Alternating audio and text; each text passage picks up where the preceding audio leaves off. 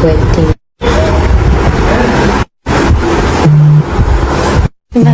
Social media ആയിക്കോട്ടെ whatever it is, over use അപകടം തന്നെയാണ്.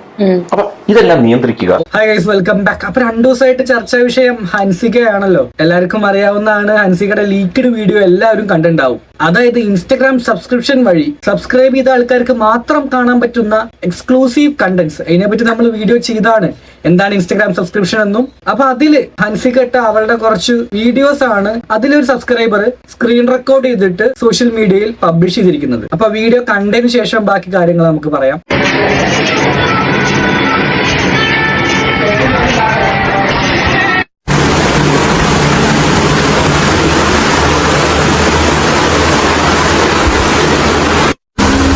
Hi.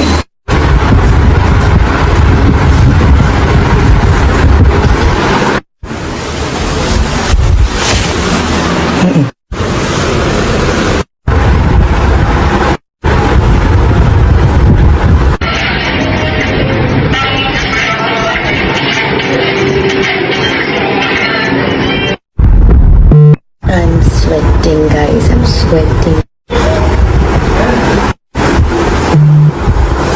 Bye, guys.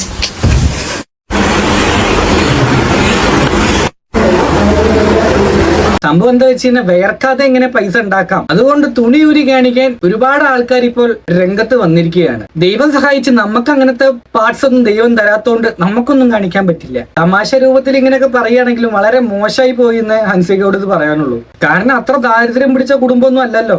നമുക്കറിയാവുന്നതാണ്, വിധവാ കാർഡ് ഇറക്കിയിട്ടടക്കം ഒരുപാട് പേര് ഇൻസ്റ്റഗ്രാമില് ഈ വഴി കൂടെ തന്നെ പൈസ ഉണ്ടാക്കിക്കൊണ്ടിരിക്കുന്നുണ്ട് എന്ന്. ഞാൻ പേരെടുത്ത് പറയേണ്ട ആവശ്യമില്ല. സംഭവം എന്താ വെച്ച് കഴിഞ്ഞാൽ ഈ വീഡിയോ ലീക്ക് ആയതിനു ശേഷം ഹൻസികയ്ക്ക് തന്നെയാണ് ഗുണമായിട്ടുള്ളൂ. കാരണം 1500 സബ്സ്ക്രൈബേഴ്സ് ഉള്ള ആ അക്കൗണ്ടിൽ നിന്നാണ് ഇപ്പൊ ഒറ്റ നൈറ്റും ഉണ്ട് എത്ര 2790 സബ്സ്ക്രൈബറാണ് ഇപ്പൊ കറന്റ്ലി. അപ്പൊ നമ്മളത് കാൽക്കുലേറ്റ് ചെയ്ത് നോക്കുകയാണെങ്കിൽ $3.99 ആണ് ഒരു സബ്സ്ക്രിപ്ഷന്റെ പൈസ. അപ്പോൾ $3.99 എന്ന് പറയുമ്പോൾ ഏകദേശം ഒരു 400 rupees വരും ഇന്ത്യൻ മണി. അപ്പൊ നമ്മൾ ഇന്ത്യൻ മണി 400 രൂപ ഇൻറ്റു 2800 വെച്ച് കണക്കാക്കാം. 11 ലക്ഷത്തി കാണുണ്ടോ, 11,20,000 രൂപയാണ് കറന്റ് മന്ത്ലി പേയ്മെന്റ് എന്ന് പറയുന്നത്. ആ സബ്സ്ക്രിപ്ഷന് മാത്രം ഹൻസികയ്ക്ക് കിട്ടിക്കൊണ്ടിരിക്കുന്നത്. ജസ്റ്റ് ഒന്ന് എക്സ്പോസ് ചെയ്ത് കഴിഞ്ഞാൽ ഇത്ര പൈസ ഉണ്ടാക്കാൻ പറ്റുന്ന ഒരു പ്ലാറ്റ്ഫോം വേറെ ഇല്ല. ഒരു ഡോക്ടർ, ഒരു പൈലറ്റിനെയും കാട്ടി മുകളിലാണ് ഒരു ഇൻസ്റ്റഗ്രാം സബ്സ്ക്രിപ്ഷൻ വഴി നമുക്ക് പൈസ ഉണ്ടാക്കാൻ പറ്റുന്നത്. ഞാൻ നിങ്ങൾ ഒരിക്കലും പ്രൊമോട്ട് ചെയ്യല്ല, നല്ല രീതിക്ക് ഉപയോഗിക്കാലോ. പക്ഷെ അതിനെങ്ങനെ ന്യൂഡിറ്റി കണ്ടന്റ് ആക്കിയിട്ട് 18 വയസ്സ് കഴിഞ്ഞ ഒരു കുട്ടിക്ക് അവളല്ലെങ്കിൽ അവന് എന്ത് ചെയ്യണം എന്നുള്ളത് അവനവന്റെ ഡിസിഷനാണ്. ഹൻസികയുടെ അച്ഛൻ മുമ്പ് പറഞ്ഞ കാര്യമുണ്ട്, എന്ത് കാര്യമാണെങ്കിലും അമിതമായ ഉപയോഗം അത് നല്ലതല്ല എന്ന്. അപ്പൊ അത്രയും നല്ല രീതിയിൽ കെയർ ചെയ്യാനും അങ്ങനത്തെ കാര്യങ്ങളൊക്കെ അറിയാവുന്ന ഒരാൾക്ക് എങ്ങനെ ഈ അവസ്ഥ മാനേജ് ചെയ്യാൻ പറ്റുമെന്ന് എനിക്ക് അറിയുന്നില്ല. അപ്പൊ ഹൻസികയുടെ അച്ഛൻ പറഞ്ഞ കുറച്ച് കാര്യങ്ങളൊന്നും നമുക്ക് കേൾക്കാം. കൂടുതൽ ഇപ്പൊ സോഷ്യൽ മീഡിയ പറയാറ് ഭയങ്കര കൂൾ ഡാഡി എന്നാണ് പറയാറ്. ഇപ്പൊ പൊതുവിൽ യൂസ് ചെയ്യുന്ന ഒരു ഡയലോഗ് ഉണ്ടല്ലോ, തന്ത വൈബ് അല്ല വൈബ് തന്നാന്ന് പറഞ്ഞു. എല്ലാരും പറയും കൃഷ്ണകുമാർ അദ്ദേഹത്തിന്റെ പെൺകുട്ടികൾക്ക് നൽകുന്ന പോലത്തെ ഒരു ഫ്രീഡം അതാണ് ഓരോ അച്ഛനും നൽകേണ്ടത് എന്ന് പറയാറുണ്ട്. ആദ്യം തിരുത്തട്ടെ, ഈ സ്വാതന്ത്ര്യം നിങ്ങളുടെ കയ്യിലിരിക്കുന്നതാ, ഞാൻ തരേണ്ടതല്ല. ഞാൻ ആരാ തരാൻ എന്ന് ഞാൻ ചിന്തിക്കാറുണ്ട്. പ്രിൻസി എന്ന് പറഞ്ഞൊരു വ്യക്തി അല്ലെ, ഇവിടെ ഇരിക്കുന്ന 2 സൗകര്യങ്ങളുണ്ട്, ക്യാമറയുടെ പിന്നിലിരിക്കുന്നത്. ഇവരൊക്കെ ഓരോരുത്തരും ഓരോ വ്യക്തികളാണ്. നിങ്ങൾ ജനിക്കുമ്പോൾ നിങ്ങൾക്കെല്ലാം നിങ്ങളുടെ അകത്തുണ്ട്, എൻ്റെ അകത്തുണ്ട്. ഈ നിങ്ങൾ പിന്നെ കാണുന്ന പോലെ അത്ര കൂളൊന്നും അല്ല ഞാൻ. ഈ പിള്ളേർക്കൊക്കെ നല്ല വഴക്കും ചീത്തയൊക്കെ കൊടുത്തിട്ടുള്ളതാണ് കേട്ടോ. പക്ഷെ കുറച്ച് കഴിഞ്ഞ് വളർന്ന് വലുതായി കഴിയുമ്പോൾ ഞാൻ നോക്കുമ്പോൾ എന്നേക്കാൾ അറിവ് എനിക്ക് പുതിയ തലമുറ വളരെ ഇഷ്ടമാണ്. കാരണം എന്ന് വെച്ച് കഴിഞ്ഞാൽ എല്ലാ തലമുറയും വളർന്നു വരുമ്പോൾ പിൻതലമുറക്കടെ ഒരു തലതെറിച്ച ഒരു തലമുറ തന്നെ കേട്ടോ. പറഞ്ഞ ഇത് ഞങ്ങളും കേട്ടതാ, ഇപ്പോഴും പറയുന്നു. അതെന്താന്ന് വെച്ച് കഴിഞ്ഞാൽ നമുക്കൊരു തോന്നലുണ്ട്, ഇപ്പോഴത്തെ ചെറുപ്പക്കാര് ഭയങ്കരമായിട്ട് വഴിപടച്ച് പോകുന്നവരാണ്, അങ്ങനെയാണ് ഇങ്ങനെയാണ്. കണ്ടില്ലേ കണ്ടോ, ഇപ്പൊ എന്റെ മക്കള് ആമ്പിള്ളേരുടെ കറങ്ങുന്നു, പെൺകുട്ടികൾ ഒരു നിയന്ത്രണമില്ല, കണ്ടവന്റെ കൂടെ ഇതാണ് പറയുന്നത്. അതിനകത്തൊരു കാര്യം മനസ്സിലാക്കാന്ന് വെച്ചാൽ, ഞാൻ ഈ പ്രായത്തിൽ പോയിരുന്ന കാലത്തും എനിക്കും ഇതേ ആഗ്രഹങ്ങളുണ്ടായിരുന്നു. പെൺകുട്ടികളുടെ കൂടെ പോവുക, ഇതൊക്കെ ഉണ്ടായിരുന്നു. അഥവാ ഞങ്ങൾ എവിടെയെങ്കിലും കറങ്ങാനൊക്കെ പോയാൽ പച്ചക്കള്ളം വീട്ടിൽ ഒന്ന് പറയും, സുഖമില്ലാതായി, അവിടെ ചെന്നപ്പോൾ അവിടെ നിന്ന് വരുന്ന ഒരു സ്കൂട്ടറിന്റെ ടയർ പഞ്ചറായി, പച്ചക്കള്ളം പറയുമായിരുന്നു. ഇപ്പത്തെ പിള്ളേര് കള്ളം പറയുന്നില്ല. ഇത്രയും ഞാൻ കാണുന്ന വ്യത്യാസം. പക്ഷെ എന്നാലും ഞാൻ കുട്ടികളോട് എപ്പോഴും പറയും, ഈ മൂല്യങ്ങൾ പറയും, വാല്യൂസ്, അത് നമ്മൾ മനസ്സിലാക്കുക. കാരണം ബഹുമാനിക്കുക, മറ്റുള്ളവരോട് പെരുമാറേണ്ട രീതി, ഇതെല്ലാം വളരെ ഇമ്പോർട്ടന്റ് ആണ്.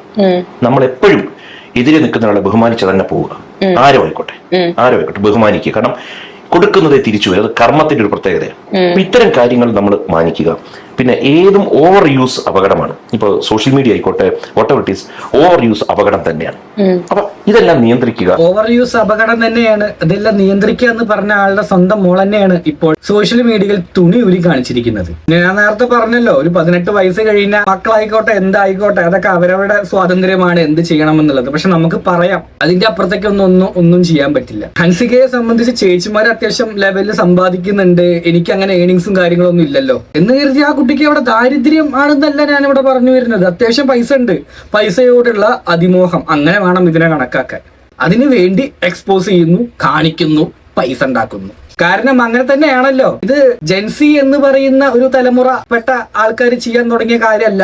പേരെടുത്ത് തന്നെ പറയാം. രേണുസുന എന്താണ് ഇൻസ്റ്റഗ്രാം സബ്സ്ക്രിപ്ഷൻ വഴി കാണിക്കുന്നത്? പുറമെ പറഞ്ഞു നടക്കുന്നത് ഞാനൊന്നും അങ്ങനെയല്ല, വിധവ കാർഡ്, സുധിച്ചേട്ടൻ ആ ലെവലിൽ വർത്താനം പറയും. എന്നിട്ട് സബ്സ്ക്രിപ്ഷനിൽ വന്നിരുന്നിട്ട് കാണിക്കലും പരിപാടി. എക്സ്ക്ലൂസീവ് കണ്ടന്റ്സ് എന്ന് പറയുന്നത് ടീച്ചിങ് ബേസിനോ അല്ലെങ്കിൽ അത്രയും വാല്യുബിൾ ആയ കണ്ടന്റ്സ് നമ്മുടെ സബ്സ്ക്രൈബേഴ്സിന് കൊടുക്കാൻ, അല്ലാതെ അതൊരു ന്യൂഡിറ്റി ബേസിൽ കൺവേർട്ട് ചെയ്യുന്നതിനും കൊണ്ട് എനിക്ക് യോജിച്ചു പോകാൻ പറ്റില്ല. പിന്നെ രണ്ടാമത്, ഇതൊക്കെ കാണിക്കാൻ ആളുണ്ടെങ്കിലും അത് വാങ്ങാൻ ആളുണ്ടാവും കൊണ്ടാണല്ലോ ഇങ്ങനെയൊക്കെ ചെയ്യുന്നത്. അപ്പൊ അതുകൊണ്ട് അവരെ മാത്രം നമുക്ക് ഒരിക്കലും കുറ്റപ്പെടുത്താൻ പറ്റില്ല. അതോടൊപ്പം തന്നെ യൂട്യൂബർ ഷെഫീന ബേബി അവരുടെ സബ്സ്ക്രൈബർ അയച്ചു കൊടുത്തിട്ട് ഇതിനെപ്പറ്റി നിങ്ങൾക്കൊന്നും പറയാനില്ലേ, നിങ്ങൾക്ക് രേണുസുധീനെ പറ്റി മാത്രമേ സംസാരിക്കാനുള്ളൂ. ഷെഫീന ബേബി കൊടുത്ത ഒരു മറുപടിയാണ് അത് അവരുടെ പേഴ്സണൽ കാര്യങ്ങളല്ലേ എന്നുള്ളത്. അപ്പൊ എന്നെ സംബന്ധിച്ച് ഷെഫീന ബേബി തള്ളക്ക് രേണുസുധി ചെയ്ത ആഹാ, ഇവള് ചെയ്ത ഓഹോ എന്നേ എനിക്ക് പറയാനുള്ളൂ.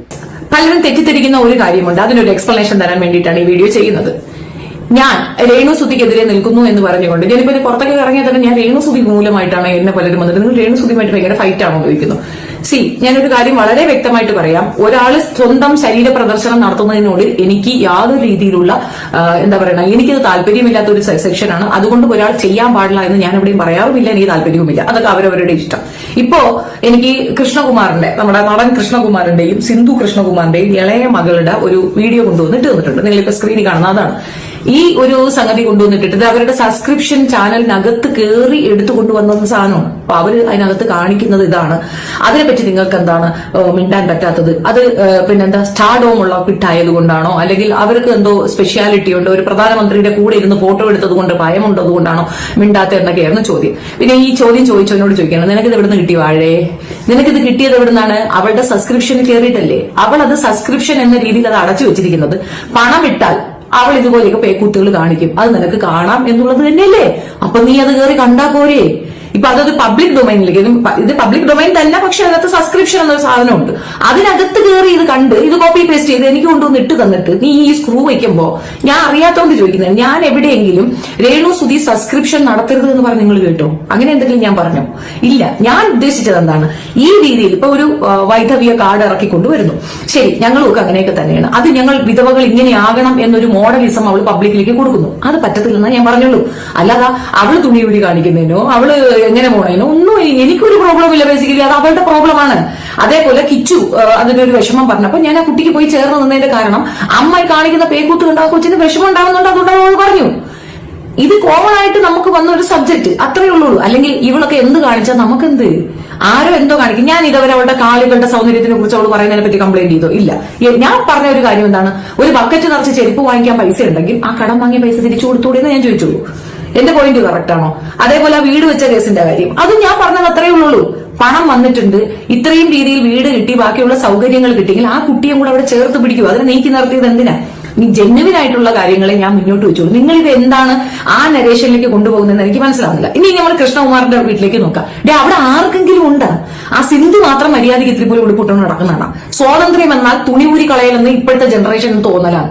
നമ്മളിപ്പോ എന്ത് ചെയ്യാൻ പറ്റും? എന്തായാലും എന്റെ വീട്ടിലെ കുട്ടി ഇതുപോലെ കാണിച്ച് നല്ല അടി കൊടുക്കും ഞാൻ, നല്ല അടി പറ്റിക്കും ഞാൻ. അതിൽ കിട്ടുന്ന പൈസ കൊണ്ട് ഞാൻ വീട്ടിൽ ചോറും കറിയും വെച്ച് കൊടുക്കൂല.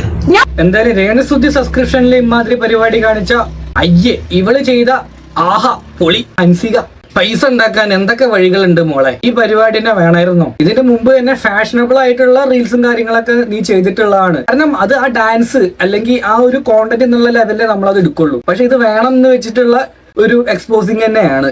അപ്പൊ അതിനോട് ഒരിക്കലും ആർക്കും യോജിച്ചു പോകാൻ പറ്റില്ല. ഞാനും ഒരു ബോഡി ബിൽഡിംഗ് കാറ്റഗറിയിലൊക്കെ കോമ്പറ്റീഷൻ ചെയ്ത ആൾ തന്നെയാണ്. അപ്പൊ ആ സാഹചര്യത്തിലൊക്കെ ബോഡി എക്സ്പോസ് ചെയ്യേണ്ടി വരും, അത് അതിന്റെ ആവശ്യകത ആയതുകൊണ്ട്. പക്ഷെ ഇതിപ്പോ നീ ചെയ്തിരിക്കുന്നത് എന്തായാലും അത് പൈസ ഉണ്ടാക്കുക എന്നുള്ള ഒരു ഉദ്ദേശം കൊണ്ട് തന്നെയാണ്. അപ്പൊ വീഡിയോ കണ്ട് നിങ്ങൾക്ക് തോന്നുന്ന അഭിപ്രായങ്ങൾ എന്തായാലും തീർച്ചയായിട്ടും കമന്റ് ബോക്സിൽ പറയുക. നമുക്ക് എന്തായാലും അടുത്ത വീഡിയോ ആയിട്ട് കാണാം. ബൈ.